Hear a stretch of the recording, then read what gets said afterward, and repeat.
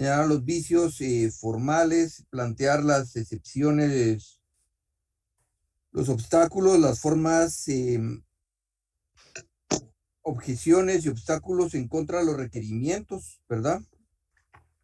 Ajá. Esas actitudes que vimos hace 8 días, ¿son las actitudes del defensor o las actitudes del creyente?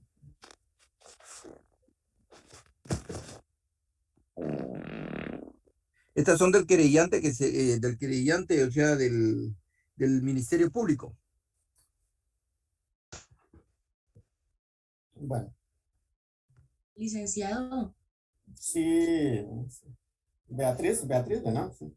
Sí, yo que recuerdo nos quedamos en las actitudes del defensor, leyendo el artículo 336 del Código Procesal Penal. Sí, licenciado, yo también tengo esas anotaciones. Que hasta ahí. Bueno. Entonces, principiemos ahí, ¿no? Y que obviamente se estaba aprovechando.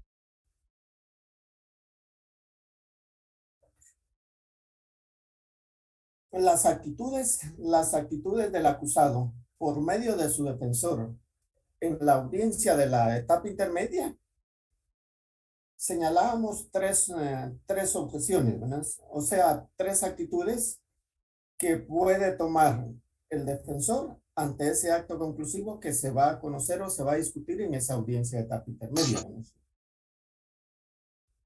Me interesa que estas actitudes, tanto del defensor, del creyente, queden bien claras para ustedes, porque esas actitudes son las que van a tomar cada una de las partes en esa audiencia donde se discute ese acto conclusivo, ¿no?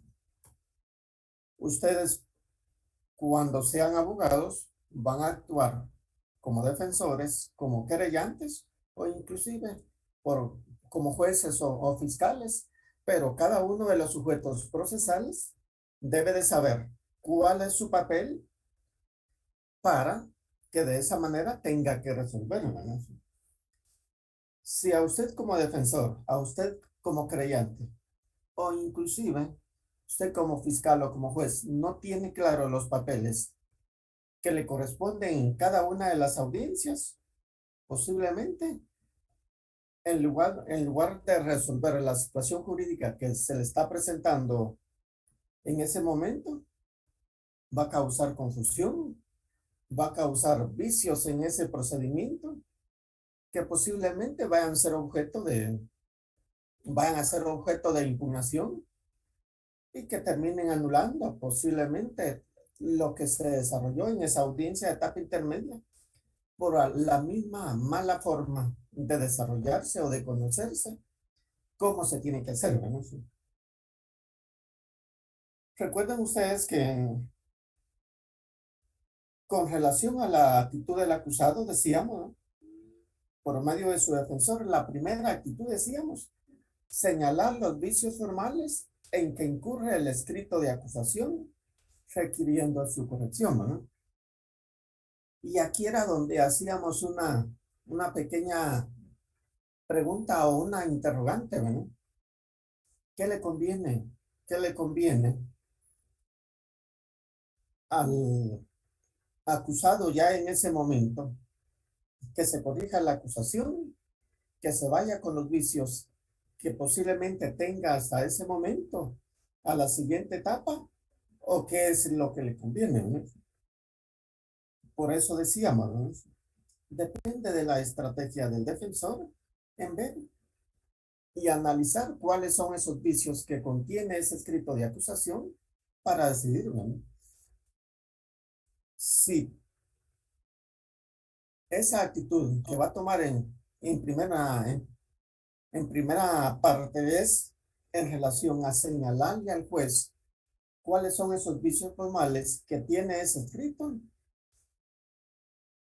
pedirle al juez que emplace al fiscal o que aperciba al fiscal para que corrija esos vicios o deja que transcurra ese acto conclusivo si ninguno de los sujetos procesales hace la observación para corregir ese acto y cuando esté en la audiencia de debate, en la audiencia de juicio oral, los utiliza para beneficio de la persona a quien está representando, ¿no?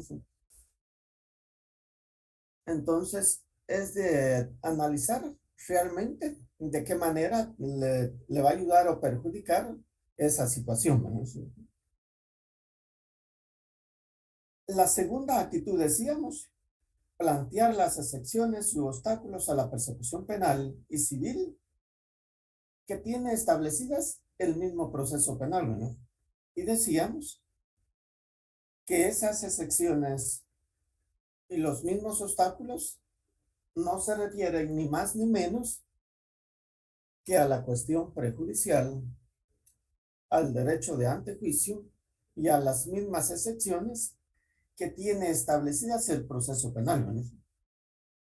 Y que esas excepciones, obstáculos, pueden plantearse en esa audiencia de etapa intermedia siempre y cuando estas no se hayan formulado o planteado y conocido en la etapa preparatoria del proceso penal, ¿no? Porque si ya se promovieron en la etapa primera del proceso penal, ya no es posible el poderlas volver a plantear para que se vuelvan a conocer en esta audiencia. Por eso es que la ley señala 3 posibilidades en las cuales esos obstáculos pueden conocerse. Y decíamos, cuando hablábamos de esos obstáculos, ¿no? En la etapa preparatoria, en la etapa intermedia y aún en la etapa del juicio. Esos son los momentos en que pueden formularse. La siguiente actitud, decíamos, formular objeciones u obstáculos contra el requerimiento del Ministerio Público, instando por esas objeciones al sobreseimiento o a la clausura provisional del proceso penal. ¿Y por qué decíamos que aún habiendo el fiscal formulado ese acto conclusivo de acusación, yo como defensor puedo instar al juez a que no se admita esa acusación, ¿no?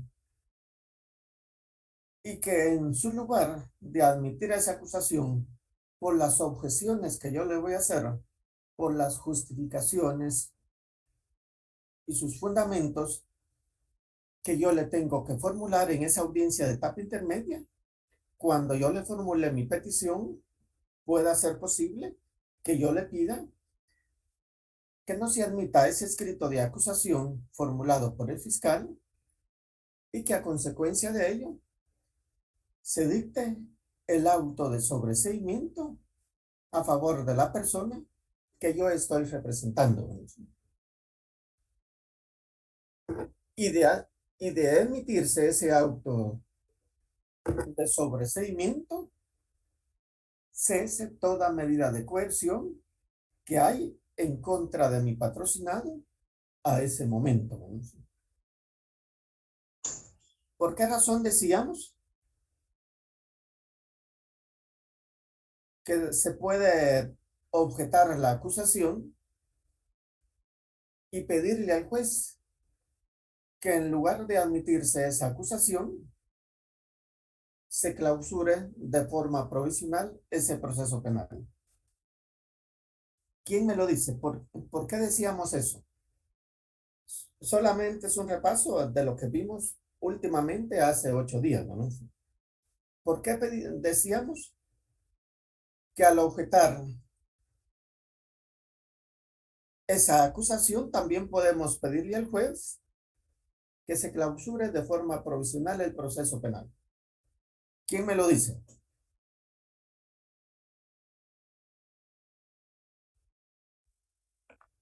Porque hace falta algún medio de investigación.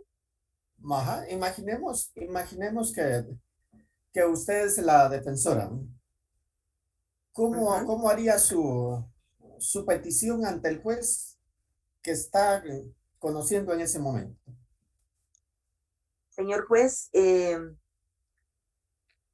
si difiere de sobreseer el proceso, yo le pediría que clausure, que clausure el proceso debido a que hace falta que se le tome la declaración en cámara GESEL a la víctima. En ese sentido, es indispensable que usted ordene al Ministerio Público que se realice esa entrevista al niño, pongámosle, por decirlo así, no sé, Ajá, y que dé el plazo de investigación pertinente, plazo para realizar, para volver a tratar la acusación, volver a tratar, volver a realizar la audiencia intermedia, ¿verdad? Ya con ese medio de investigación incluir, podría ser. Porque podría ser que no le tomaron la cámara GESEL al niño, ¿verdad? Si es una víctima de agresión o algo así, ajá. podría ser eso. Y que hicieran ellos, digamos, presentaron la acusación solo con la declaración del padre o la madre, ¿verdad? Y no tomaron la declaración del niño o la niña, porque en ese momento no quiso declarar, ¿verdad? Algo así. Sí, sí, Podría ser, no sé. sí. Licenciado, Muchas gracias, sí, Germán. sería, en todo caso, sería que como por la falta de pruebas suficientes se pide el sobreseimiento del caso a favor de mi patrocinado porque las pruebas son insuficientes y realmente no demuestran que él es el culpable de la situación, por lo cual es que pedimos el sobreseimiento. Sí, sí, sí. Si enfocáramos nuestras objeciones en relación a eso, tendríamos que hacerle toda una introducción al juez del hecho de que se ha investigado, los medios de investigación que se tienen a este momento, para que usted le llegue a hacer una relación al juez y decirle, mire, en contra de mi patrocinado se inició la investigación por este y este y este hecho, ¿no? Habiendo concluido la etapa preparatoria del proceso penal, los medios de investigación que se tienen hasta este momento son estos y estos, ¿no? Estos medios de investigación que se tienen hasta este momento no demuestran ni siquiera una probabilidad de que mi patrocinado tenga responsabilidad en ese hecho que se investigó, ¿no? No existiendo otros medios de investigación que incorporar al proceso penal, como defensor, a mí no me queda otro camino legal que solicitarle a usted que al momento de resolver este acto conclusivo que se está discutiendo, esa acusación que se ha presentado no sea admitida, ¿no? No sea admitida. Y en su lugar se decrete el auto de sobreseimiento a favor de mi patrocinado, haciendo cesar toda medida de coerción que pueda estar en contra de él, ¿no? Porque la idea de objetar la acusación que presenta el fiscal es por eso, ¿no? Por eso. Se ha agotado la investigación y a consecuencia de esa realización de todos esos medios de investigación, sin que existan ninguno pendiente, no existe esa probabilidad que señala ese artículo 332 en relación al objeto de la etapa intermedia, ¿no? Ese sería realmente el sentido de objetar una acusación y buscar que el juez al momento de resolver, la rechace, no la admita y en su lugar pueda decretar el sobreseimiento. Distinto puede ser en relación a la clausura provisional, ¿verdad? En relación a la clausura provisional, recordemos, si objetamos una acusación y consideramos que no existe esa probabilidad de responsabilidad de esa persona en ese hecho que se le está atribuyendo, pero que los medios de investigación no están agotados, ahí es donde nosotros podemos enfocar nuestra objeción en relación, primero, a que no se admita la acusación en la forma en que está formulada, porque si bien es cierto, el plazo que se le otorgó al Ministerio Público para realizar la investigación está terminado, no están terminados todos esos medios de investigación que pueden ser necesarios para que el juez analice si existe esa probabilidad de que la persona pueda tener participación en esos hechos que se le están atribuyendo, ¿no? Y a consecuencia de eso, yo le puedo solicitar al juez que de igual manera no se admita esa acusación, pero que en su lugar se clausure de manera provisional ese proceso penal, dejando pendiente de incorporar como medio de investigación los que yo le he dicho o le he detallado, ¿no? ¿Cuáles son? ¿Por qué razón considero de que deben de ser parte de esa investigación para que él, como juez contralor, tenga una mejor decisión al momento de resolver? Entonces, la diferencia entre objetar para sobreseer y objetar para buscar clausura provisional, la diferencia es realmente porque cuando se busca el sobreseimiento es porque la investigación está terminada, no existen medios de investigación que incorporar y esos son insuficientes para que el proceso penal pueda continuar, ¿no?, hacia la siguiente etapa de ese proceso penal, ¿no?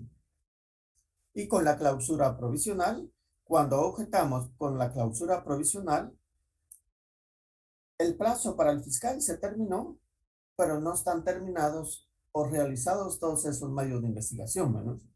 Faltan medios de investigación que incorporar y por eso que objetamos la acusación buscando que se clausure de forma provisional.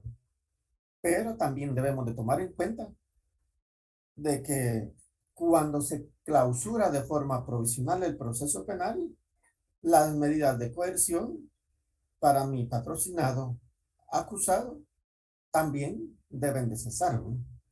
Entonces, es parte también de lo que yo debo de pedirle al momento de intervenir, tomando como base las actitudes del artículo 336. Eso es en relación a las actitudes del defensor, ¿no? Como repito, esto fue lo que vimos hace 8 días, pero les vuelvo a preguntar, ¿comprenden bien esa parte de las actitudes del defensor en ese momento procesal donde se discute la acusación o tienen alguna duda? Si no, continuamos. Licenciado, en la parte final de lo que acaba de mencionar, de que está pidiendo la clausura provisional, quiere decir que el MP, bueno, más adelante él podría seguir con las investigaciones que no terminó, no concluyó para volver al proceso, o ya no. Oigan, desde ese momento, si el juez al momento de resolver decide admitir la petición que nosotros le hacemos buscando la clausura provisional, prácticamente desde ese momento, el juez le va a decir al fiscal, ¿no?, al momento de resolver, no se admite la acusación formulada por el fiscal y en su lugar se decreta la clausura provisional del proceso penal, dejando pendientes de incorporar estos medios de investigación. Y él dirá cuáles son. Para lo cual se le fija al fiscal el plazo de 30 días, el plazo de 2 meses, para que los realice y los incorpore, y le señalo nueva fecha para que presente el acto nuevamente el acto conclusivo en tal fecha, y la nueva fecha para discutirse y hora será esta y esta. Entonces, desde ese momento queda emplazado el fiscal para incorporar, realizar e incorporar los nuevos medios de investigación que él no pudo realizar en el tiempo normal que se dejó la primera vez, ¿no? Desde ese momento ya el fiscal queda emplazado para un tiempo para realizar la investigación, un tiempo para presentar nuevamente su acto conclusivo y nuevo día y hora donde se va a discutir, ¿no? Desde ese momento, ¿no? Ya las partes quedan sabidas y convocadas para esa nueva audiencia. Recordando de que en esa nueva audiencia, el fiscal puede robustecer esa acusación que ya había formulado y que no le fue admitida, o si siguen los mismos argumentos, los mismos medios de investigación con los que se clausuró, cuando se agote ese nuevo plazo que el juez le concedió, definitivamente él tendría que pedir el sobreseimiento, porque ya a la siguiente audiencia ya no le van a volver a clausurar el proceso penal por la misma situación, ¿no? Entonces, repito, desde el momento en que se resuelve, ya el fiscal queda emplazado para realizar e incorporar esos nuevos medios de investigación, ¿no? ¿Comprendemos?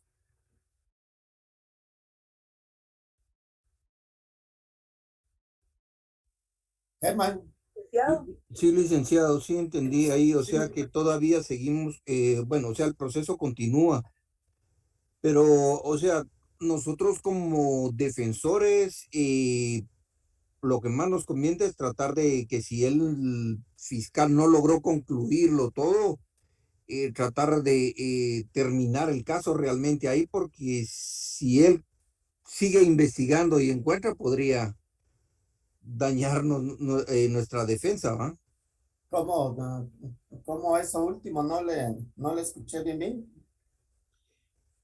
Que si sigue, o sea, el proceso lo va a continuar porque el fiscal va a hacer investigación de lo que el juez le permite todavía para incorporar dentro del juicio. Eso podría venirnos a veces a perjudicar a nosotros como defensores, ¿verdad? Sí, sí es posible, sí es posible. Inclusive cuando uno observa un auto de clausura provisional,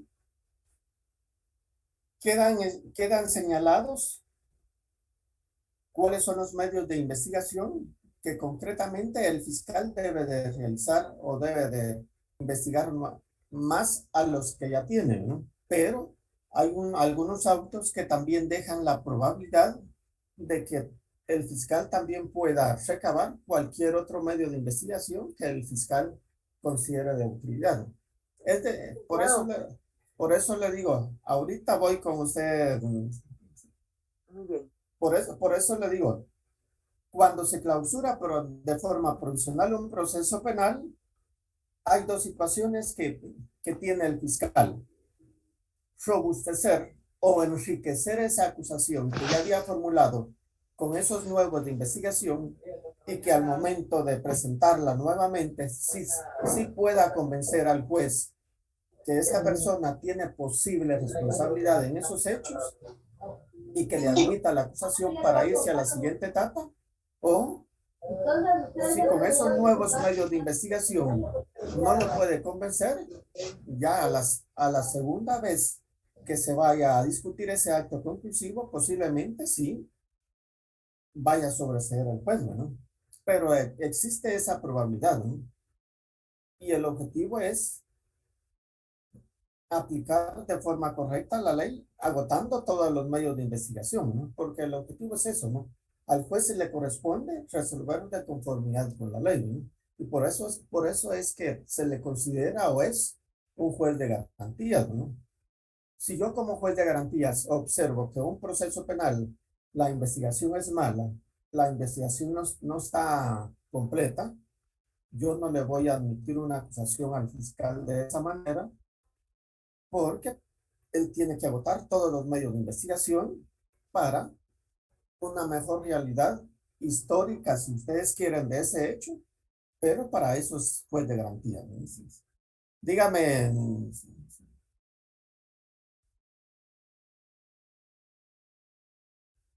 La escucho. Que por lo regular los abogados defensores solicitan la clausura provisional primero porque tienen una oportunidad, si el sindicato está privado de libertad, tienen una oportunidad que al cesar las medidas de coerción, el sindicato pues obtiene medidas sustitutivas. Y también porque por lo regular en el lugar donde yo trabajo, también por lo regular cuando se piden otros medios de investigación, no los recaban, o sea, no encuentran a las personas que tienen que darlos y entonces es cuando se da el sobreseimiento del proceso, ¿verdad? Que es lo que a veces sucede más seguramente. En ocasiones no, ¿verdad? Porque sí se logran realizar esos medios de investigación, más cuando es el INASIF que tiene que, por ejemplo, hacer algunos cotejos o algo así y que, digamos, se puedan presentar las personas, pero si no encuentran a estas personas a las que hay que indagar, o los medios que hay que incorporar, entonces siempre casi por lo regular se declaran los sobreseimientos. Sí, sí, por eso les decía, ¿verdad? Una de los primeros efectos o consecuencias que tiene al autorizarse una clausura provisional es que las medidas de coerción en contra de las personas cesan, se suspenden las medidas de coerción, ¿no? Hasta que se vuelva a reactivar el proceso penal, ¿no? Y si a consecuencia de esa clausura provisional no se logra aumentar la investigación que ya se tenía, pues definitivamente, por eso es que yo les decía, ¿no? No le va a quedar otra salida fiscal de solicitar el sobreseimiento. Y hay algo acá también, ¿no? A consecuencia de lo que usted menciona. Imaginemos que esos medios de investigación que el juez va a dejar pendientes de investigar ya se trató de realizar por medio del fiscal y existe alguna razón para que no lo haya incorporado, no lo haya recabado. Imaginemos si es de localizar a personas que son testigos o alguna otra diligencia donde el fiscal haya intentado realizarla, pero no pudo dentro de ese plazo normal de investigación. Entonces, allí puede estar también la clave para yo como defensor, posiblemente ya no solicitarle la clausura provisional al juez, sino decirle, miren, acá posiblemente esa probabilidad de responsabilidad de la persona acusada se pudo haber establecido si se hubiera incorporado o recabado a esta investigación, ¿no? Pero ya se trató de realizarla por parte del fiscal y la respuesta que ha obtenido a consecuencia de eso es negativa, ¿no? No se pudo realizar porque no se encontró a la persona, ya no vive en el lugar, ya no se sabe dónde localizarla y a consecuencia de ello es realmente incierto si se puede localizarlo o no para decir que a consecuencia de esto se clausurara de forma provisional el proceso penal, ¿no? No existiendo ya la probabilidad de poderse realizar, entonces en lugar de clausura, yo le puedo pedir de una vez el sobreseimiento, ¿no?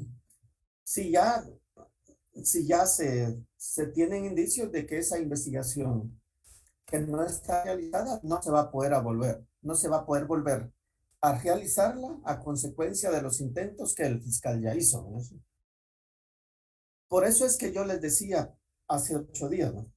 Es importante que cada uno de los sujetos procesales distintos al fiscal esté pendiente de la presentación de ese acto conclusivo para solicitar su copia con los medios de investigación que se hayan recabados, porque estos son útiles para la preparación de cada uno de los sujetos procesales en la audiencia de etapa intermedia, ¿no?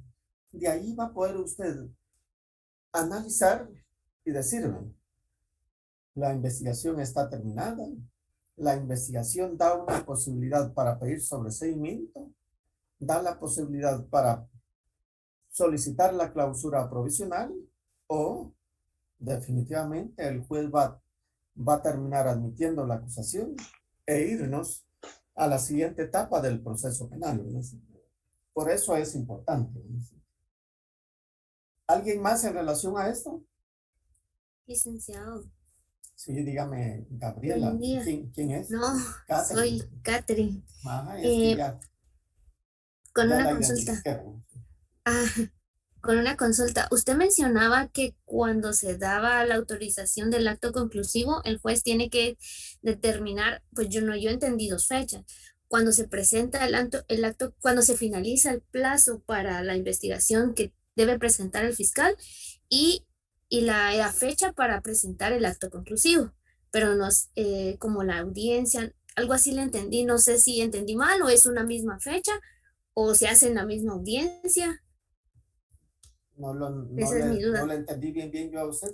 Lo que pasa es ¿Cómo? de que mencionó que al final si el juez en su resolución, en la presentación del primer acto conclusivo que presenta el fiscal, autoriza la clausura provisional, determina Ajá. que va a señalar nueva fecha para la presentación de una audiencia. Eso lo entendí yo ahorita, Para la pero no presentación del sé acto conclusivo, ¿no? del acto conclusivo, ajá.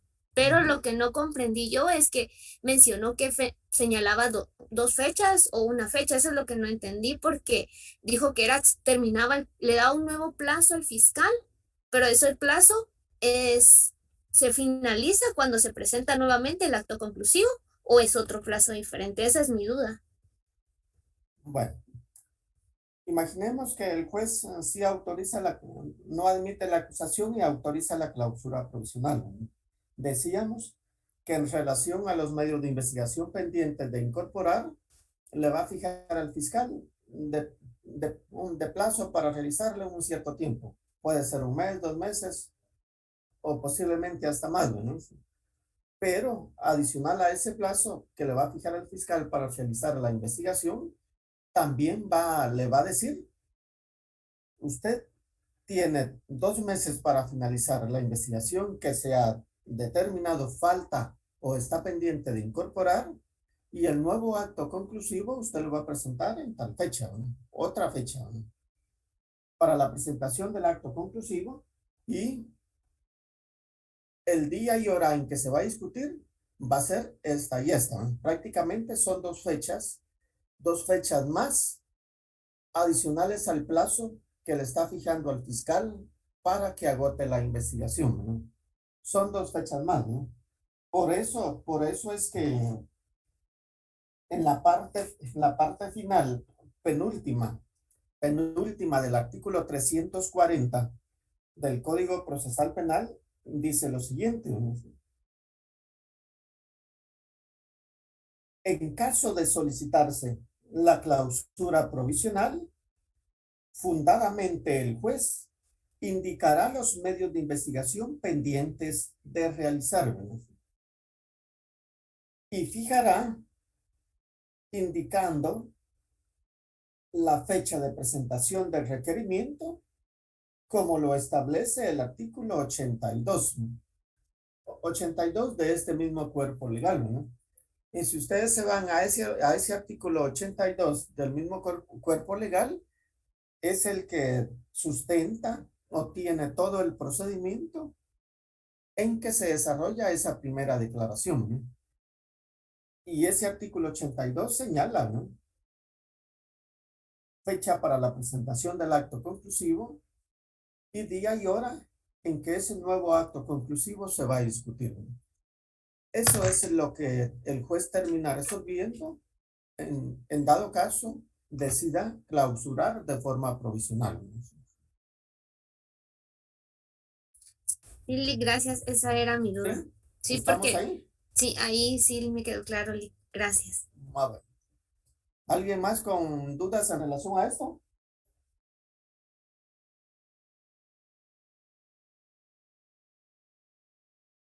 Entonces, sigamos con las actitudes del creyente.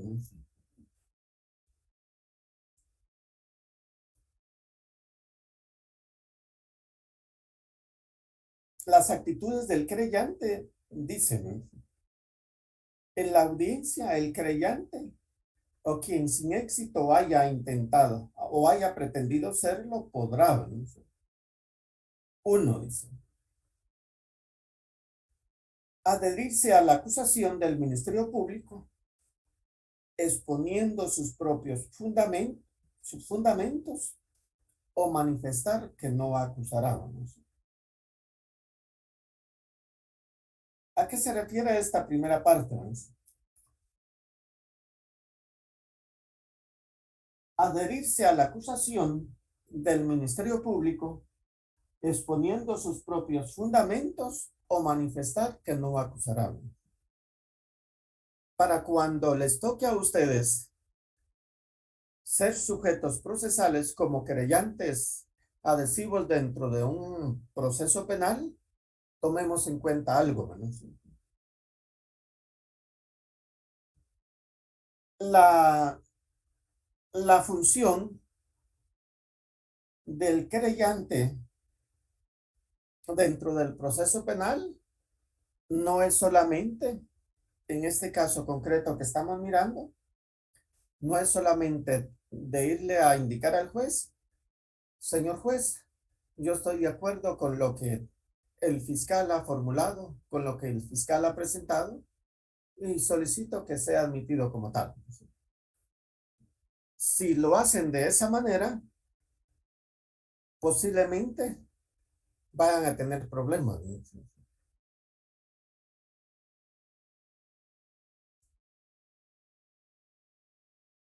El artículo que acabo de leer, para quien está preguntando, es el 341, su párrafo penúltimo.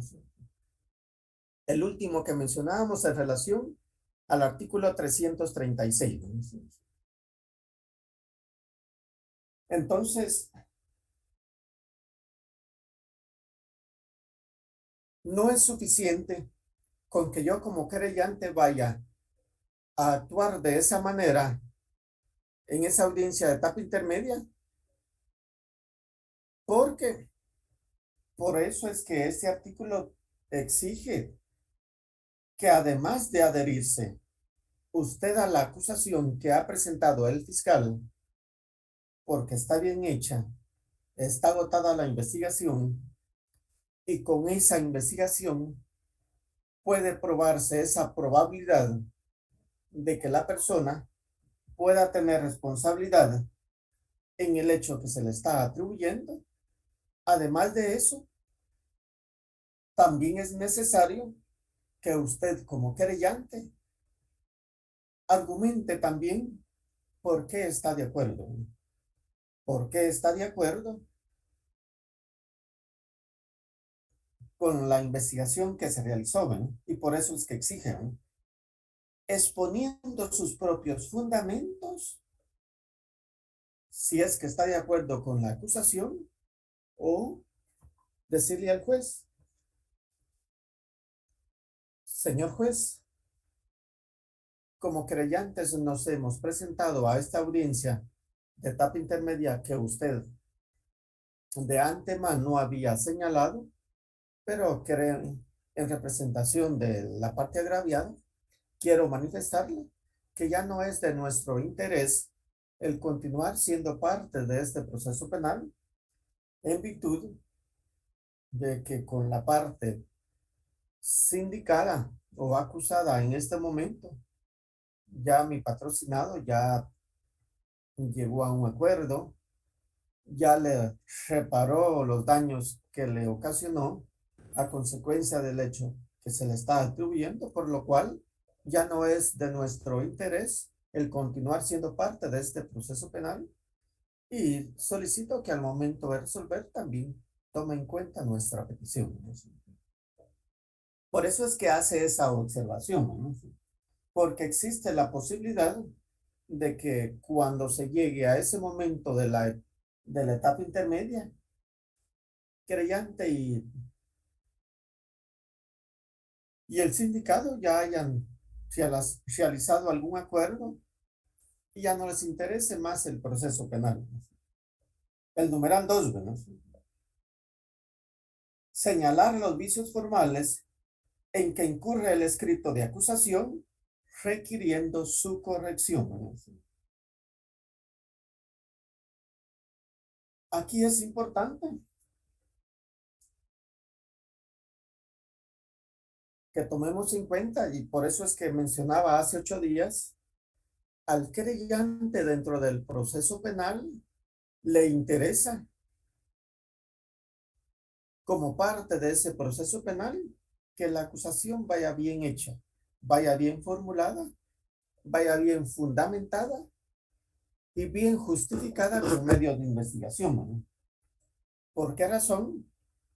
Porque una acusación de esa manera posiblemente le va a garantizar un éxito con una sentencia condenatoria de llegarse a la siguiente etapa, a la tercera etapa del proceso penal, que es la acusación, ¿no?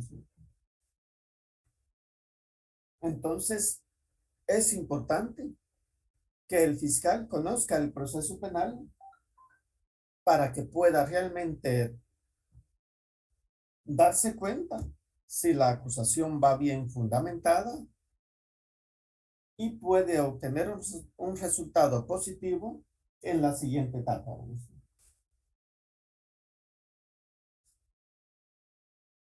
El numeral 3 dice: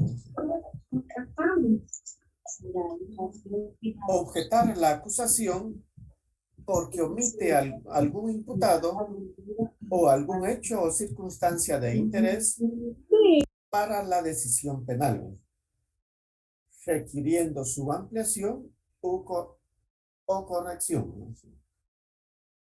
Este numeral 3 tiene mucha o bastante relación con el numeral 2, ¿verdad? Porque si una acusación es incompleta, omite hechos que se tenían que investigar, omite personas que deben de ser parte de ese proceso penal, por eso somos querellantes, ¿no? Para decirle al juez por qué no debe de admitir esa acusación, porque le faltan hechos que deben ser parte de esa acusación, y además de esos hechos, también faltan personas a quienes se les debe de atribuir también ciertos hechos, ¿no? Y por eso es que nosotros, cuando hacemos nuestra intervención, le pedimos al juez que no admita esa acusación en la forma en que está formulada y que en su lugar se emplace al Ministerio Público para que amplíe esa acusación o la corrija, ¿no? Esas son las actitudes que el querellante puede tomar en esa audiencia de etapa intermedia.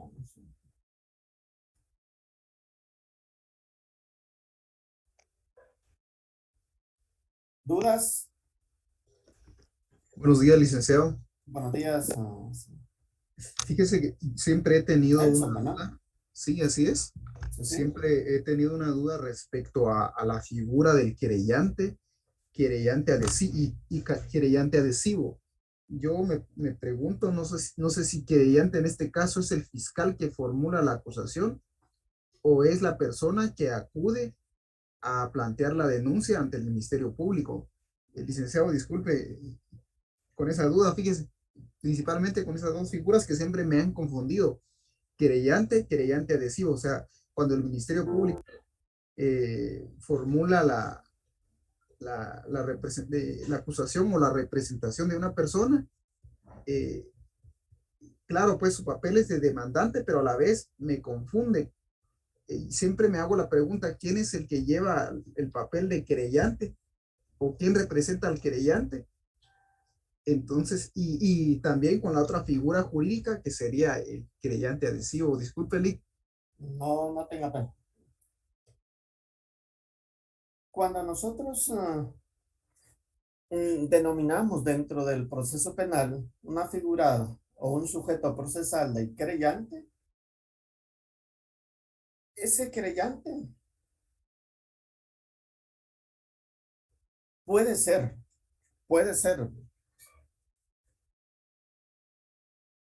el agraviado directamente o una persona que represente a la parte agraviada, ¿no? Ese va a ser el creyente, ¿no? El creyente es la persona que inicialmente hace del conocimiento de las autoridades, policía, juez o fiscal o ministerio público, del hecho que ha sucedido, ¿no? La persona que hace del conocimiento un suceso que posiblemente revista las características de un hecho delictivo, ¿no?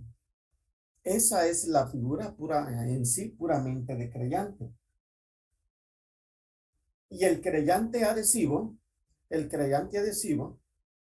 puede ser también el mismo sujeto que presentó o formuló la denuncia o la querella como agraviado o representante del agraviado, pero que además de haberla presentado, ya al tener esa denuncia o esa querella, un juez contralor, un juez que va a estar a cargo de esa denuncia o la querella, él, como agraviado, ha solicitado ante esa judicatura o ante él como juez ser parte del proceso penal, ¿no? Y por eso es que ya a partir de esa solicitud se le denomina querellante adhesivo, ¿no? Porque va en apoyo a lo que el fiscal está realizando, va en colaboración a lo que él está investigando, porque a la persona querellante como tal le interesa, si quieren ustedes, como se escucha mucho, ¿no? Que se haga justicia, ¿no? Ese es el fin o el interés en sí del creyente. Y por eso es que decíamos también, cuando en un momento, que ya no me recuerdo cuándo fue, hablábamos de las funciones del creyente, ¿no? Y decíamos que al creyente no le podemos pedir su actuar de manera objetiva, porque él lo que busca es la aplicación de la ley, ¿no? Él lo que busca es la aplicación de la justicia, y únicamente podemos pedirle que sea objetivo al fiscal, porque al fiscal lo que le interesa es velar por la correcta aplicación de la ley, ¿no? Al juez lo que le interesa como tal, de forma imparcial, resolver de conformidad con la ley, ¿no? Y esa es la, la figura del creyente y del creyente adhesivo cuando ya ha sido admitido como tal dentro del proceso penal, ¿no? Licenciado. Y por eso es que en esta parte inicial del artículo 337 dice lo siguiente, ¿no? En la audiencia, el creyente o quien sin éxito haya pretendido serlo podrá, ¿no? Y ahí está esa situación, ¿no? Y si regresamos un poco a la figura del querellante, regrese usted al artículo 118, ¿no? Dice, cuando una denuncia, bueno, primero, como agraviado o representante de un agraviado, ya he presentado la denuncia, ya he presentado la querella, ya sé quién va a ser el juez designado para tener el control de eso, yo puedo ir ante él y utilizar el artículo 118, ¿no? Y dice, oportunidad, ¿no? La solicitud de acusador adhesivo deberá efectuarse siempre antes que el Ministerio Público requiera la apertura a juicio o sobreseimiento o el sobreseimiento durante la audiencia programada para el efecto. Vencida esta oportunidad, el juez la rechazará sin más trámite. Y por eso es que la ley denomina solo como querellante y en otra parte también como querellante adhesivo, ¿no? Pero se refiere a esas dos situaciones, ¿no? ¿Me comprende, Nelson? Sí, licenciado, de acuerdo a lo que usted dijo, querellante puede ser la persona agraviada directamente o la persona que representa al agraviado. O sea, Sí, eso quiere decir de que el Ministerio Público, cuando representa a un agraviado, según su denuncia, sería el querellante principal. Y si en dado caso la persona que el agraviado decide participar en el procedimiento, entonces a esta persona tendría la figura de querellante adhesivo, ¿verdad? Si no es así, es así. siempre y cuando esa solicitud de querellante adhesivo la haya solicitado en su momento y el juez la haya admitido como tal, ¿no? Y una observación, el Ministerio Público si no es querellante, el Ministerio Público es un órgano encargado de la investigación penal en representación de la sociedad si nos referimos a los delitos que afectan a la sociedad, ¿no? Licenciado, una pregunta. Sí, no sé. Fíjese que ¿verdad? Sally, ¿verdad? sí, fíjese que yo sí le entendí lo de querellante adhesivo y todo, pero me quedé atrás con eso cuando usted empezó a hablar sobre el querellante en general. Ajá. ¿Qué dijo del querellante en general? O sea, cuando usted empezó a hablar de actitud del querellante. Bueno, primero les decía, ¿no? Cuando yo como agraviado o como representante de un agraviado formulo una denuncia o presento una querella, ya con esa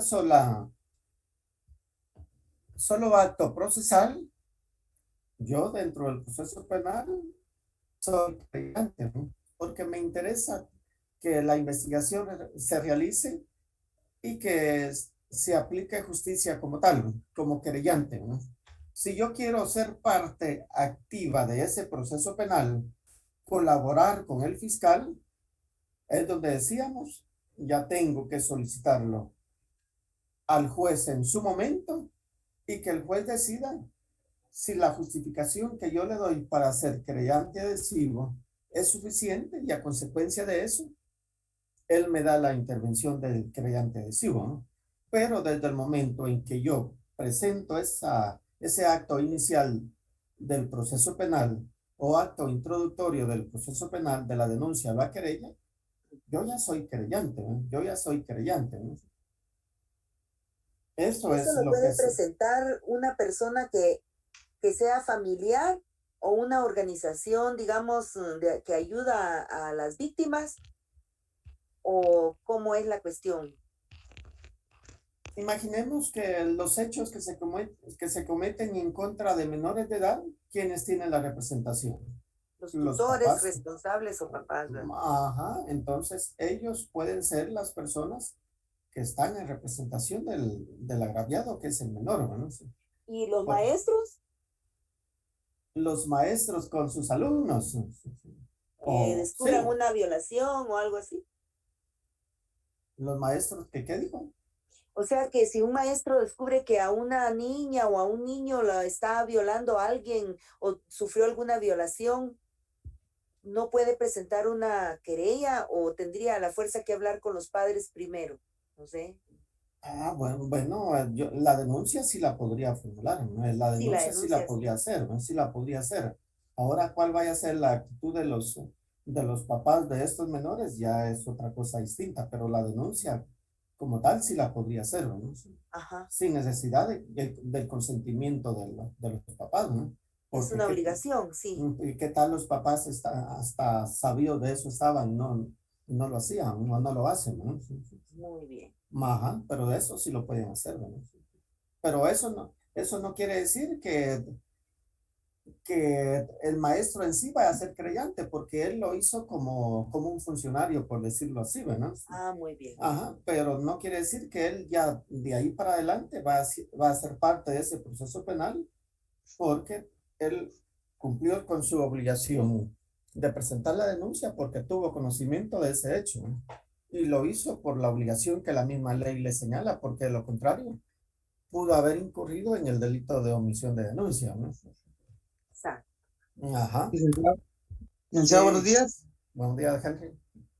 Perdón, licenciado, y por ejemplo, en el caso que está presentando la compañera, el maestro no puede adherirse como querellante a esa acusación o a esa denuncia. Pues yo diría que no. Yo diría de que no. Él puede ser testigo o parte del proceso penal, pero para mí la función puramente de creyente no la tiene, ¿no? Porque en ese caso lo normal sería de que los creyentes serían los papás, ¿verdad? O la Procuraduría General de la Nación. O si un dado caso se mira una falta de interés de los papás en que eso no se investigue o algo, ahí sí a la PGN, ¿no? La Procuraduría General de la Nación por medio de su unidad, ¿no? Licenciado, buenos días. Buenos Disculpe, días. entonces aquí ando con otra duda. Sin embargo, en el mismo caso hipotético que presenta la compañera, si el maestro lo hiciera ver a una de estas organizaciones, por ejemplo, sobrevivientes, y sobrevivientes planteara la denuncia, ellos sí se pueden constituir como querellantes. Sí, ellos sí. Bueno, originalmente yo les digo pues, que ellos intervienen siempre en colaboración con los papás, ¿no? Están acompañando a los papás, ¿no? Entonces, Ya, ahora pero, ya, pero recuérdense que para mí la figura principal del creyente, si los papás están acompañados de ellos, pues qué bueno, ¿no? Porque van a tener una ayuda adicional a ellos como tal, ¿no? pues Pero entonces la serían figura principal son los papás, ¿no? Sí. los papás serían los querellantes y la asociación sería el querellante adhesivo.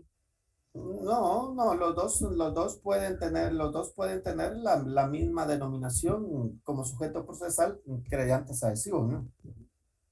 Bueno, Ajá, pero Y entonces, perdón, licenciado, y entonces el querellante adhesivo tiene que ser, por ejemplo, en este caso podría ser el Ministerio Público o la PGN. No, el Ministerio Público no. No, recordemos que por eso les decía, ¿no? Que el Ministerio Público solamente es el ente investigador, el ente encargado de esa persecución penal.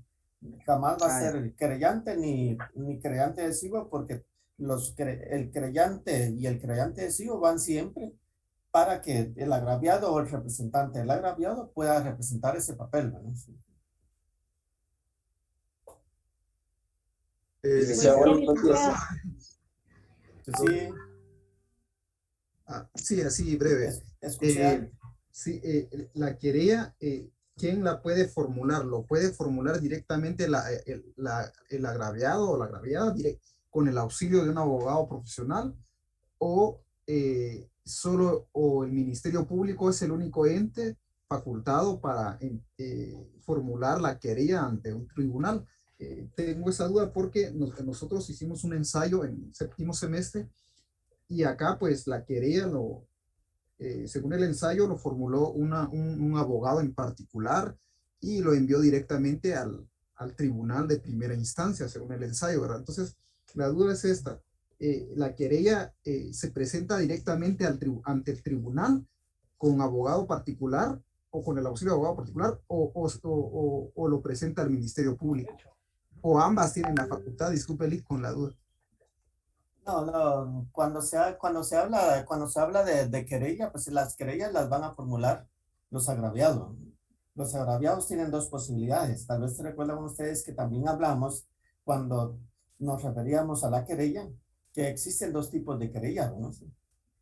Querellas por delitos de acción pública, querellas de acción pública o a instancia particular, y querellas por delitos de acción privada. Las querellas por delitos de acción pública o acción pública a instancia particular pueden presentarse ante el juez de primera instancia, ¿no? Y decíamos que las querellas por delitos de acción privada ya se presentan ante un tribunal que sea competente para conocer de acuerdo al lugar de la comisión de los hechos, ¿no? Esas es lo que se refiere a las querellas, ¿no? Pero siempre van a ir presentadas por los agraviados, casi en la mayoría con el auxilio de abogados, ¿no? Pero yo les digo, solo el abogado como tal, no van a, es difícil ver una querella de esa manera, ¿no? Siempre si la presenta un abogado, de plano va a estar auxiliando a la persona que esté afectada dentro de ese hecho, ¿no? O sea, licenciado, que supongamos yo en mi oficina, ¿verdad? Llega una persona y me comenta un caso delictivo, vengo yo, formulo la querella y la presento en el tribunal competente. Ese prácticamente sería la vía, ¿verdad? Después de ahí se remite al Ministerio Público para allanamiento y lo demás, pero de esa forma es que funciona, disculpe, licenciado. No tenga pena. Decíamos, ¿cuál es el camino de la querella luego de haberse formulado? Decíamos, luego de haberse presentado la querella, si la querella por tener que cumplir con ciertos requisitos de acuerdo a la ley, cumple con esos requisitos, se designa un juez que va a tener el control de esa querella, y al estar resuelta como tal, admitida esa querella, se le va a notificar a las partes para que conozcan quién va a tener el control de esa querella, pero al Ministerio Público se la van a notificar para que realice los medios de investigación que él considere necesarios a consecuencia de esa querella, ¿no? Ya lo que sucede con la querella es que usted, como agraviado, ya sabe quién es el que tiene el control de esa investigación.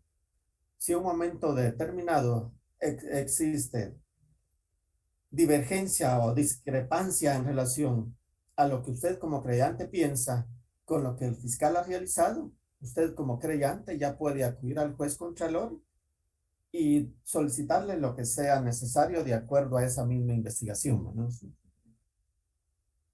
Muchas gracias, licenciado. ¿Sí me entiende? Sí. Ahora sí, Ah. me quedó claro. Vamos. ¿Alguien más en relación a esto?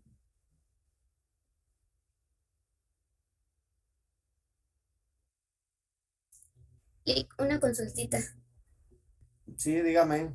Yo, con base a lo que estaban explicando, entendí que la PGN sí puede actuar como querellante dentro de un proceso penal, ¿verdad?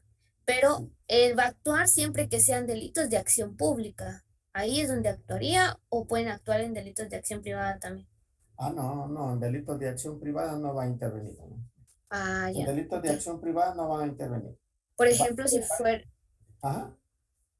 si fuera un asesinato, un homicidio, ahí sí podría actuar. Sí, por supuesto. Ah, Por ya. supuesto, ahí sí pueden intervenir, pero en delitos de acción privada no. Por Y eso siempre tendría que ponerse en el escrito de la querella que se está actuando bajo el auxilio y dice el nombre de los agraviados. sí, cada uno de los sujetos procesales que intervenga como querellante o adhesivo dentro de un proceso penal, inicialmente tiene que justificar su razón o motivo por lo cual lo está haciendo, ¿no? Y de acuerdo a esa justificación que presenta en su momento es donde el juez decide si le da intervención o no, ¿no? Si esa justificación al juez no le convence, no le va a dar intervención, ¿no? Una pregunta. Gracias, Lic. Para servirle, ¿eh? Licenciado, una pregunta. ¿El querellante siempre tiene que tener abogado o abogada. ¿O no?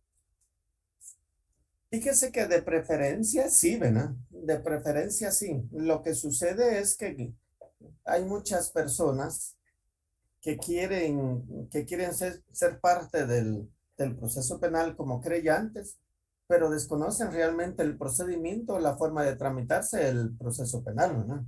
Entonces, a consecuencia de ese desconocimiento es donde sí, lo normal es que esté acompañado de un abogado, ¿no?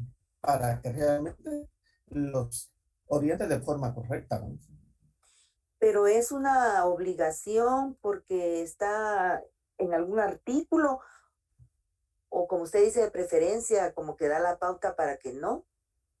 Yo le digo, si yo yo fuera agraviado en un momento determinado, es decisión mía el poderle hablar a un abogado, contratar a un abogado que me acompañe como para actuar como tal dentro de ese proceso penal.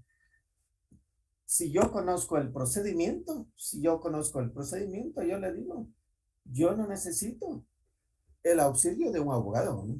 Yo puedo intervenir solo, ¿no? Entonces, depende del conocimiento que usted pueda tener para ver la necesidad o no que le acompañe un abogado.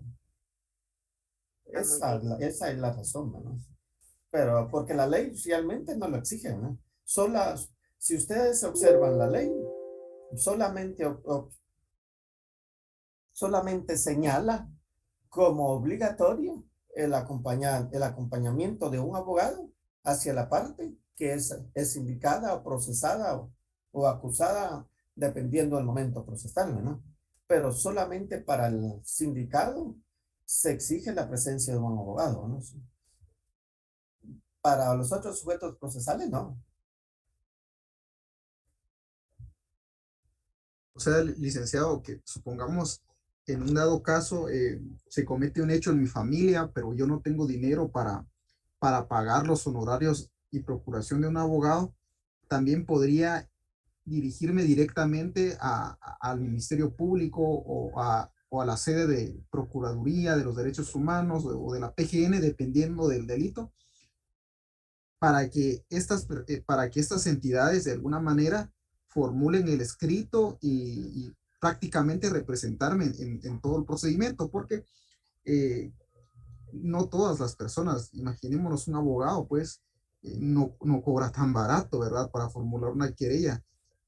Más que todo, la pregunta es si se podría hacer eso, acudir en dado caso ante la escasez de recursos, entonces acudir directamente ante las entidades del Estado para que auxilien en ese sentido, licenciado. Sí, saben algo. Lo que se me escapaba comentarle en relación a lo que me está preguntando por abogado para el creyente, ya creo que tiene más de un año de estar funcionando el Instituto de Derecho a la Víctima, ¿no? Si ustedes lo han escuchado, esa institución, entre comillas, de acuerdo a la misma ley y la misma creación de ese instituto, es el asesorar o el acompañar a la persona que es agraviada dentro de un proceso penal, ¿no? Entonces, sería el lugar idóneo para que una persona agraviada dentro de un proceso penal se asesorara por medio de los profesionales que ellos tienen, porque ellos tienen profesionales y están especiales para esto. Así como el Instituto de la Defensa Pública Penal está creado para acompañar a las personas de escasos recursos sindicadas dentro de un proceso penal, el Instituto de Derecho a la Víctima está creada para acompañar a la víctima o agraviada como tal, ¿no? Entonces, ahí están las dos instituciones que tienen la obligación, cada uno dentro de su papel, de acompañar a estas personas, ¿no? Muchas gracias, licenciado. Usted, Licenciado, sí. licenciado, buenos días. Una Buenos días, consulta. William.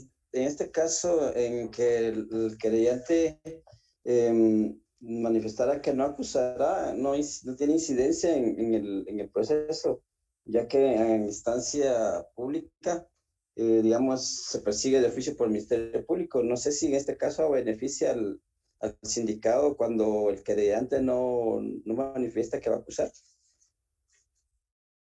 Sí, yo le digo, si el creyente al llegar a la etapa intermedia manifiesta que ya no tiene interés en continuar siendo parte de ese proceso penal, de alguna manera sí va a beneficiar a la parte que está siendo acusada, ¿no?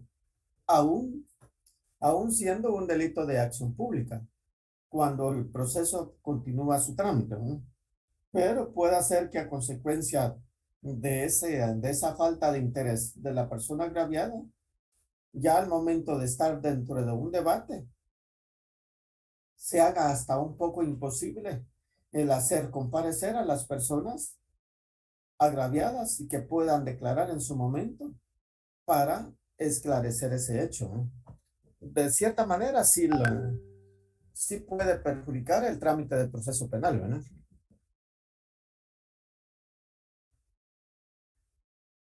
Gracias, licenciado. A servirle. Bueno, entonces continuamos con la actitud del actor civil, ¿no? Siempre en la audiencia de etapa intermedia, ¿no? Y dice, actitud de las partes civiles. En la audiencia, las partes civiles deberán concretar detalladamente los daños emergentes del delito cuya reparación pretenden. Indicarán también, cuando sea posible, el importe aproximado de la indemnización o la forma de establecerla. La falta de cumplimiento de este precepto se considerará como desistimiento de la acción, ¿no? Ahora preguntémonos. El título de ese artículo 338 es actitud de las partes civiles, ¿no? ¿Cuál es la actitud de las partes civiles? Que en esa audiencia de la etapa intermedia, estas personas tienen que dejar claro cuál es su pretensión, ¿no? ¿Qué pretenden durante la reparación, ¿no? El pago de daños y perjuicios y cómo se acreditan. Y también exige que al menos de una forma provisional se le diga al juez lo siguiente, ¿no? Señor juez, como agraviado dentro del proceso penal, a consecuencia de esos daños o de esos hechos que se vienen conociendo dentro de este proceso penal, yo le solicito a usted que de mi parte se tenga de forma provisional como reclamo la cantidad de 25,000 quetzales, los cuales son a consecuencia de los daños que yo he sufrido a consecuencia de esos hechos, ¿no? Y que los puedo acreditar de esta manera, ¿no? Eso es lo mínimo que exige la ley para que esa parte como actor civil siga interviniendo en ese proceso penal, ¿no? Pero acá es importante también que ustedes tomen en cuenta una situación, ¿no?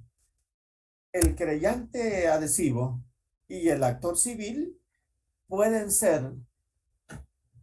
tener las dos denominaciones dentro del proceso penal, ¿no? Yo puedo ser dentro de ese proceso penal querellante adhesivo y actor civil porque como creyente adhesivo me interesa que el hecho que se está investigando o que se está conociendo sea de cierta manera sancionado, ¿no? Pero además de esa sanción que busco dentro de ese proceso penal, también pueda lograr la reparación de ese daño económico que yo he sufrido a consecuencia de ese hecho, ¿no? Y aparte de esto, se debe de tomar en cuenta que de acuerdo al mismo proceso penal, las actitudes, el actor civil como tal, si regresamos al momento procesal en que debe de constituirse dentro del proceso penal, ya no existe, ¿no? Pero si existe el agraviado, ese agraviado dentro del proceso penal que puede lograr dentro de ese mismo proceso penal la reparación digna, ¿no? Esa reparación digna que está establecida en el artículo 124 y que de acuerdo a esa reparación digna, además del buscar el resarcimiento de esos daños económicos que a mí me ha ocasionado ese hecho, también busque otras formas de reparación como lo establece el mismo artículo 124 bis. Esa es la forma o esas son las actitudes que los sujetos procesales pueden tomar en la audiencia de la etapa intermedia. Ahora, miremos cómo se desarrolla en sí o el orden en que se desarrolla esa audiencia de etapa intermedia.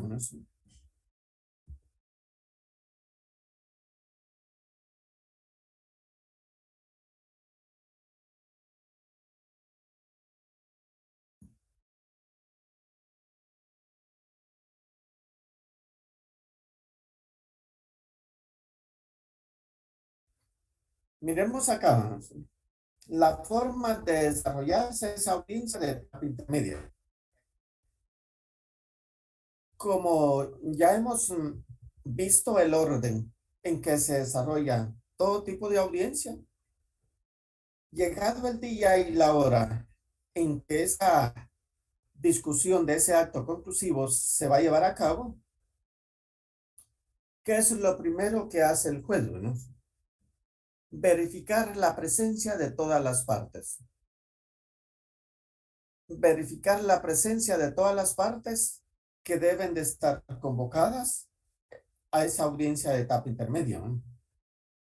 Juez verifica la presencia del fiscal, la presencia del acusado y su defensor, el creyente si va acompañado con su abogado.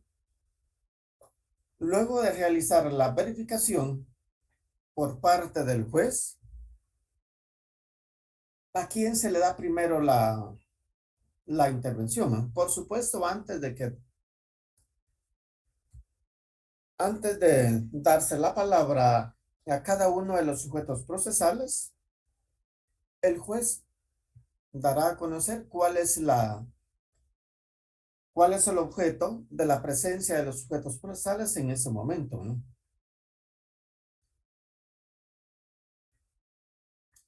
Hará del conocimiento que comparecen a ese día y a esa hora con el objeto de discutir el acto conclusivo que se presentó en su momento por parte del fiscal en contra de la persona que aparece como sindicada. Por lo cual, se procede a verificar la presencia de los sujetos procesales y estando presentes, se le da la palabra primera al fiscal, ¿no? Por eso se dice acá, ¿no? Llegado el día y hora señalado, el juez concederá la palabra al fiscal, ¿no? ¿Para qué le dan la palabra inicialmente al fiscal? Porque el fiscal, como encargado de la investigación penal, es el que debe de hacer del conocimiento de los sujetos procesales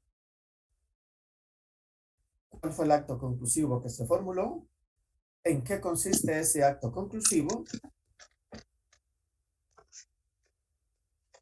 qué medio de investigación tiene y cómo fundamenta ese acto conclusivo.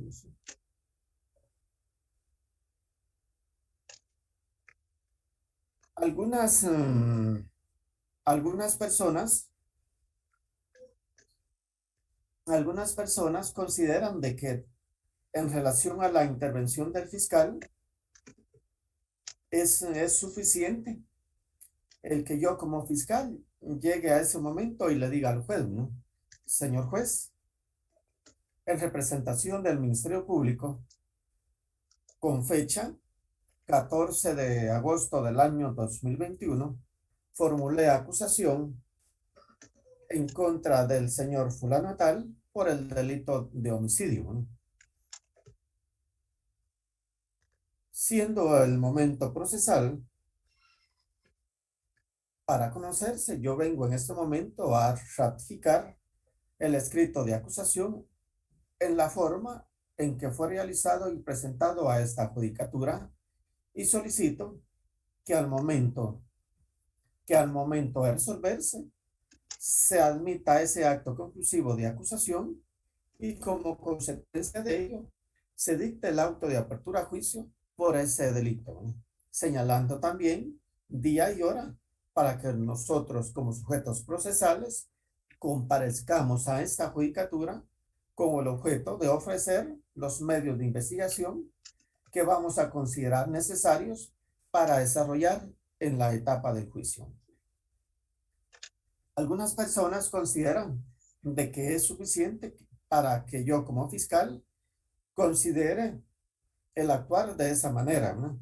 Pero siendo la audiencia de etapa intermedia otro momento procesal donde el acusado y los otros sujetos procesales saben por qué acusé, yo les digo, para mí no es suficiente, ¿no? Entonces yo como fiscal voy a llegar y ese día y esa hora yo le voy a indicar al juez, ¿no?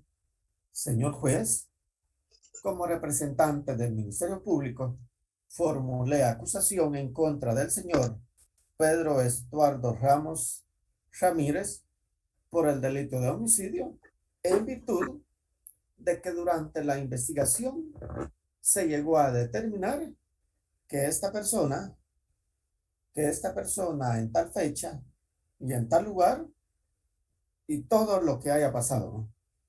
Y todo lo que haya pasado. Este hecho delictivo realizado por esta persona, de acuerdo a la ley, está calificado de forma provisional por el delito de homicidio, ¿no?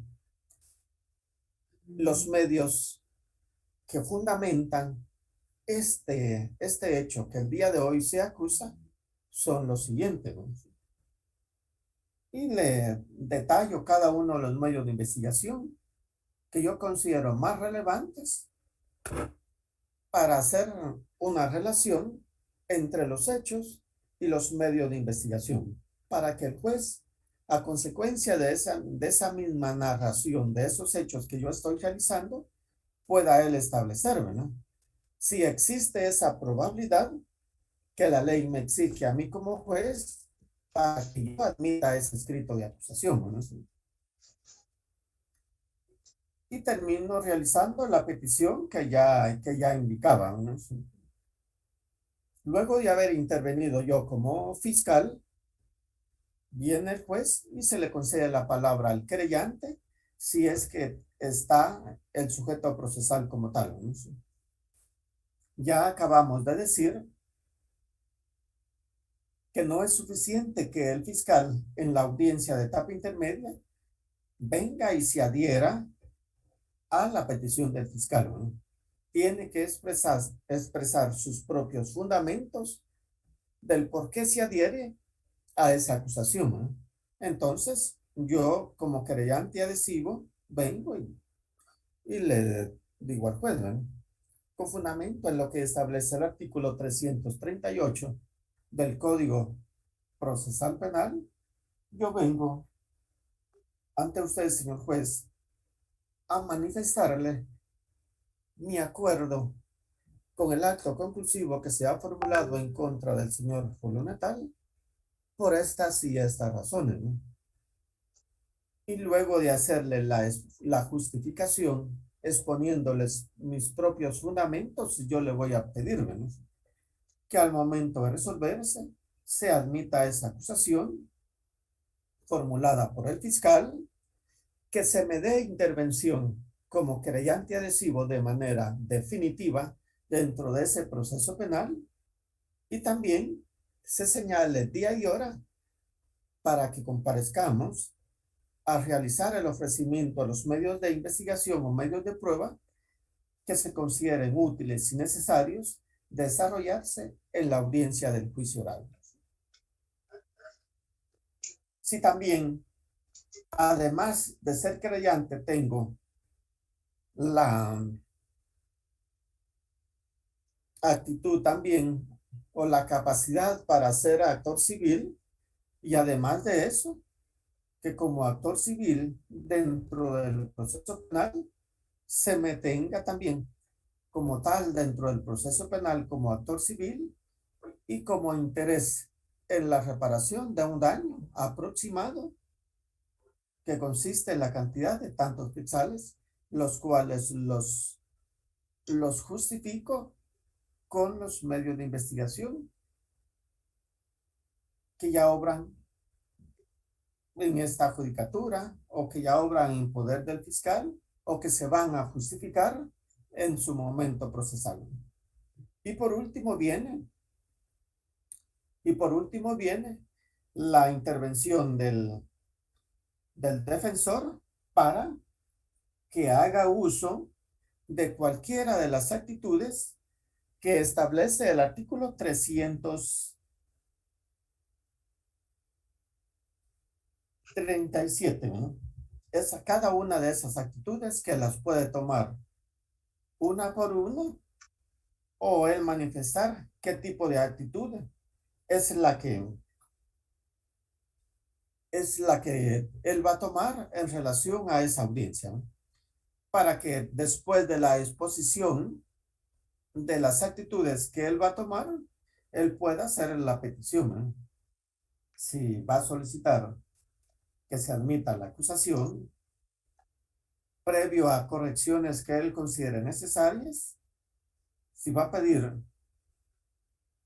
el sobreseimiento de ese proceso penal o la clausura provisional de ese proceso. Luego de haber realizado la intervención de cada uno de los sujetos procesales, de acuerdo a la ley, el juez debería de resolver de forma inmediata, ¿no? Pero el artículo 341 del Código Procesal Penal establece que, ¿no? Dice, al finalizar la intervención de las partes a que se refiere el artículo anterior, el juez inmediatamente decidirá sobre las cuestiones planteadas. ¿Y cuáles son esas cuestiones planteadas? Si el querellante o principiando, si el defensor planteó obstáculos, planteó excepciones o planteó objeciones. Eso, si el acusado por medio de su defensor o el creyente plantearon excepciones o obstáculos dentro de esa audiencia, eso es lo que primero debería resolverse, ¿no? Por eso dice, al finalizar la intervención de las partes a que se refiere el artículo anterior, el juez inmediatamente decidirá sobre las cuestiones planteadas. Decidirá la apertura a juicio o de lo contrario, el sobreseimiento o la clausura del procedimiento o el archivo, con lo cual quedarán notificadas las partes. Se supone que si el hecho no tiene complicaciones o no representa complicaciones para el juez, de forma inmediata el juez va a resolverlo. Si por la complejidad del asunto no fuera posible la decisión inmediata, el juez podrá diferirla por 24 horas resolviendo que para ello la misma audiencia citar a las partes. ¿A qué se refiere ¿a qué se refiere esta partecita, ¿no? Cuando el asunto presenta complicaciones para que el juez pueda resolver de forma inmediata, el juez lo hará del conocimiento de las partes, ¿no? Yo como juez puedo decirles, luego de haber escuchado a cada uno de los sujetos procesales presentes en esta audiencia, yo quiero manifestarles que debido a la complejidad de la información que tengo que analizar para decidir sobre lo solicitado en la presente audiencia, yo voy a tomarme el plazo de 24 horas que la ley me faculta y convoco a las partes para el día de mañana a esta misma hora para hacerles saber el resultado de la misma. Como consecuencia de ellos, de esta manera quedan citados para el día de mañana a esta misma hora en este mismo lugar, ¿no? Continuamos el día de mañana. Eso solamente si el asunto fuera complejo que al juez no le permita resolver de forma inmediata.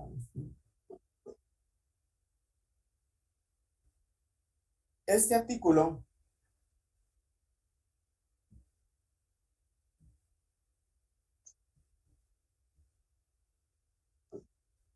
establece en su parte final, dice, el pronunciamiento emitido por el juez ante las partes que concurran tendrán efectos de notificación para todos.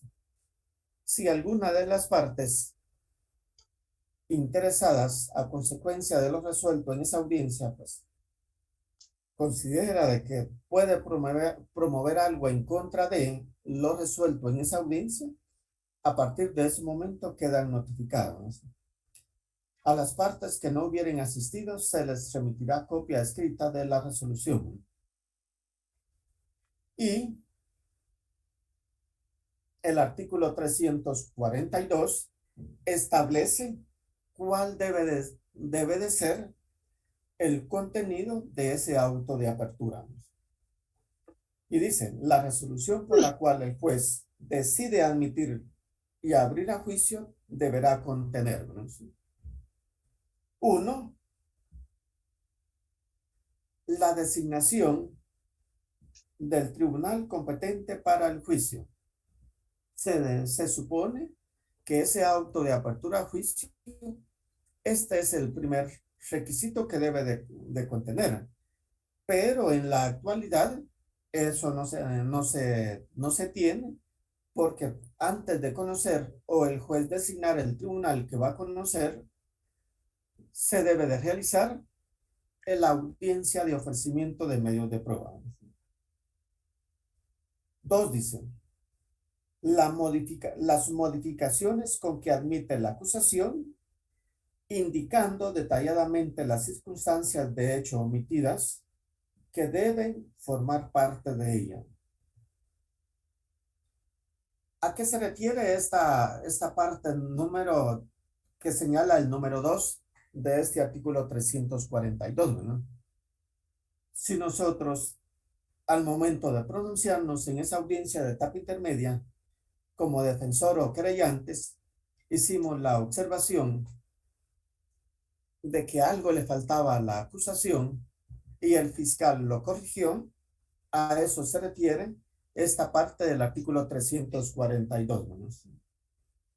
3 dice, la designación concreta de los hechos por los que no se abre a juicio cuando la acusación ha sido interpuesta por varios hechos y el juez solo admite parcialmente. ¿A qué se refiere también esa parte? ¿no?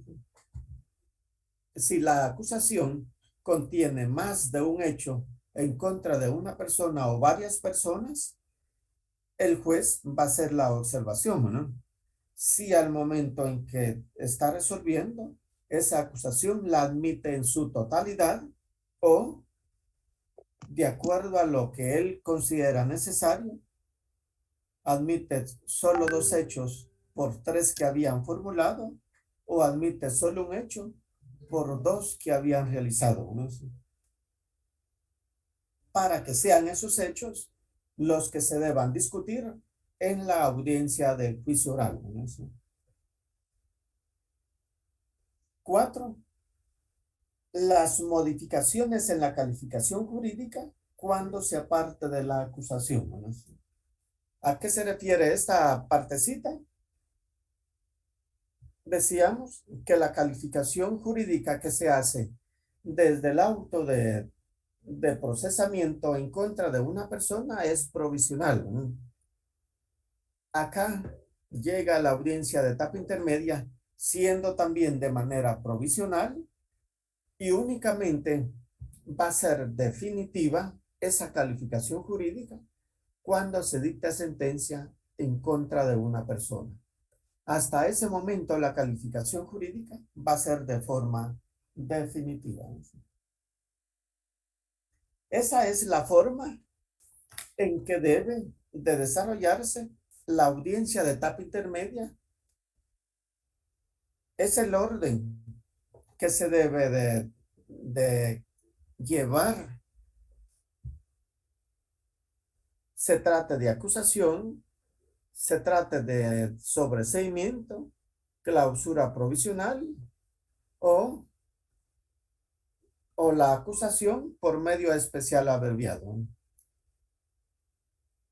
Se refiere a cualquiera de esos actos conclusivos.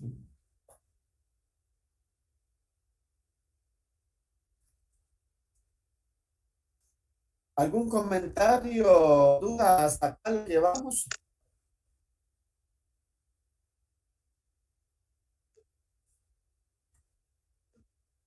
Comentario o duda hasta acá, ¿no? Licenciado, Sí, Nelson. solo sería nada más respecto a la clausura provisional. Si pudiera rebrochar un poco eso nada más. Discúlpele. ¿Qué duda tiene en relación a la clausura provisional? Sucede que entré a clase un poco tarde por razón de trabajo y por eso es de que casi que no escuché nada respecto a la figura jurídica. Tengo entendido que, bueno, de lo que me acuerdo es que se da cuando se suspende una audiencia por razón de investigación en la cual pues el Ministerio Público no da abasto por el tiempo que se le confiere, que son de 3 meses más o menos, y entonces hay pruebas que se recaban en otros países, entonces amplía el tiempo y al parecer, tengo entendido a lo lejos, de que ahí es donde se da la clausura provisional, pero por eso es de que le quería hacer la pregunta, licenciado. No sé si estaré en lo correcto. Discúlpele. Ajá, no se preocupe, no se preocupe. Solo le hago una observación. Acá dentro de lo que vamos hasta el momento, hicimos mención del sobreseimiento y clausura provisional, porque decíamos que a consecuencia de las actitudes del acusado por medio de su defensor, podría objetar la acusación buscando que no se admitiera la acusación y que en su lugar, por faltar medio de investigación que incorporara al proceso penal, él considerara necesario o el solicitarle al juez que en ese momento no se admitiera la acusación y que se clausurara el proceso de manera provisional, ¿no? También decíamos que a consecuencia de las objeciones, agotada esa investigación y no poderse establecer una probabilidad de la posible responsabilidad de la persona acusada,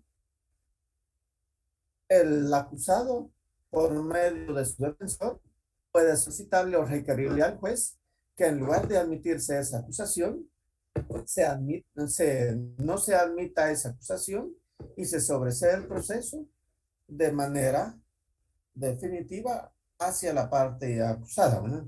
Pero también hacia adelante tenemos una explicación separada de lo que es en sí el sobreseimiento, clausura provisional y los otros actos conclusivos que ya hemos mencionado como tal, ¿verdad?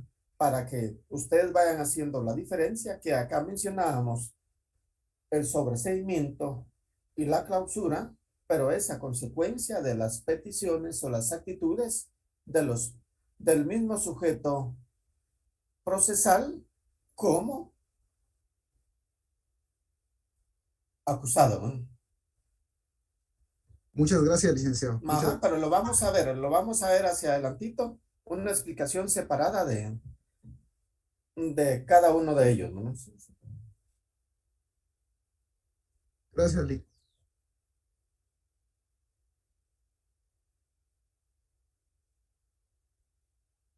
¿Algún comentario más en relación a eso?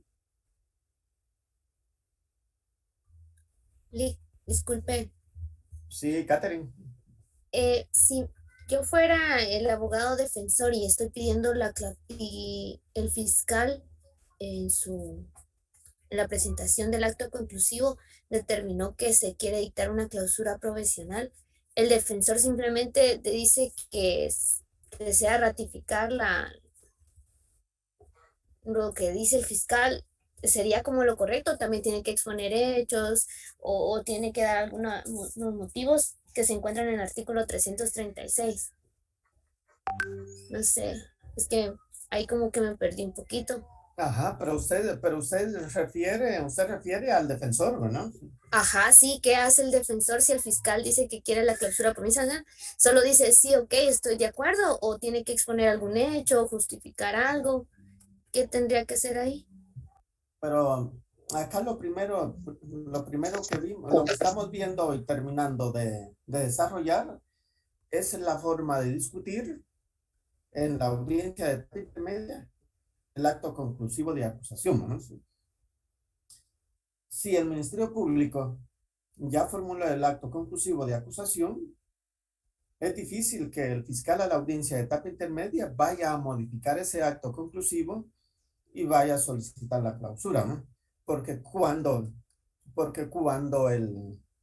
el fiscal como tal solicita como acto conclusivo la clausura provisional, yo le digo, como defensor, yo bien puedo, no es que pueda, debo de analizar ese acto conclusivo y ver si está formulado de acuerdo a la investigación, si está correcto de acuerdo al hecho que se está investigando y a los medios de investigación, y lo que falta de investigar supuestamente por parte del fiscal es correcto, ¿no? Porque si no es correcto, yo en esta audiencia de etapa intermedia, yo le voy a hacer mi exposición, ¿no? Y yo le puedo decir al juez, señor juez, el señor fiscal ha presentado como acto conclusivo de la etapa preparatoria del proceso penal una solicitud de clausura provisional a favor de mi patrocinado, ¿no? Sin embargo, usted debe de tomar en cuenta de que los medios de investigación que el fiscal está mencionando tiene pendientes de recabar para que formen parte de esta investigación, no van a colaborar en nada en el hecho que se está investigando, ¿no? Porque no se refieren al mismo hecho, no tienen relación, son abundantes porque ya obra información en relación a este medio de investigación dentro de lo que ya está investigado o cualquier situación que tenga relación y que a mí me pueda ayudar para decirle al juez, ¿no? Yo solicito a usted, señor juez, que luego de analizado este acto conclusivo, usted no admita la clausura provisional, ¿no? Porque ni los medios de investigación ya recabados, ni con los medios de investigación que el fiscal dice tener pendientes de investigar, se va a lograr probar una posible responsabilidad de la persona que yo represento, ¿no? Por lo cual yo le solicito a usted que se deniegue ese acto conclusivo de clausura provisional y en su lugar se decrete el sobreseimiento a favor de mi patrocinado, ¿no? Entonces, yo le digo, cada uno de esos actos conclusivos deben de analizarse, ¿no? Para ver si está de acuerdo a la ley, ¿no? Entonces, porque por eso es defensor, ¿no? Por eso es defensor, ¿no? El papel del defensor es, aparte de acompañar a la persona acusada, pues representarlo, buscando la aplicación correcta de la ley, ¿no? Entonces, eso es lo que hay que revisar también, ¿no? Alexi, gracias, licenciado. Bueno, ¿alguien más en relación a esto? Licenciado, buenos días. Buenos días, Julio. Una consulta, ¿en alguna parte se le puede dar intervención también al acusado para que se exprese? Sí, claro, claro. En todas las audiencias, si el acusado, si el sindicado, acusado o procesado quiere intervenir, siempre y cuando sea para referirse al hecho que se está conociendo, él lo puede hacer en cualquier momento. E inclusive en esta audiencia donde se discute la acusación, aunque él no sea experto, en la mayoría de en todas las audiencias que yo he estado en audiencia de etapa intermedia, a la persona acusada siempre se le pregunta por parte del juez si él quiere manifestarse o le cede la palabra a su defensor para que se manifieste en relación a lo que se va a discutir, ¿verdad? Pero sí, en todos los actos procesales, si él quiere intervenir, lo puede hacer, ¿verdad? Gracias, licenciado. Para servirle. ¿Alguien más?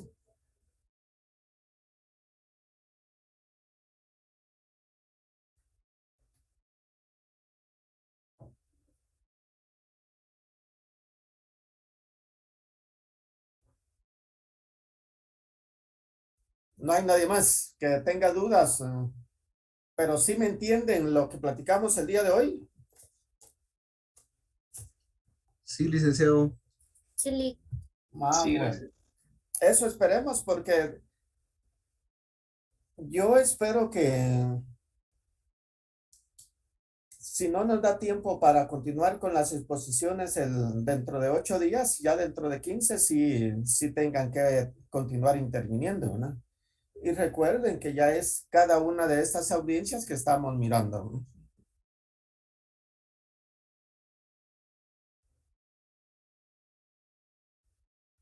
Entonces, si no hay algún comentario o duda en relación a lo que tenemos hasta el momento, lo vamos a dejar acá y nos miramos el otro fin de semana. Pues Muchas gracias.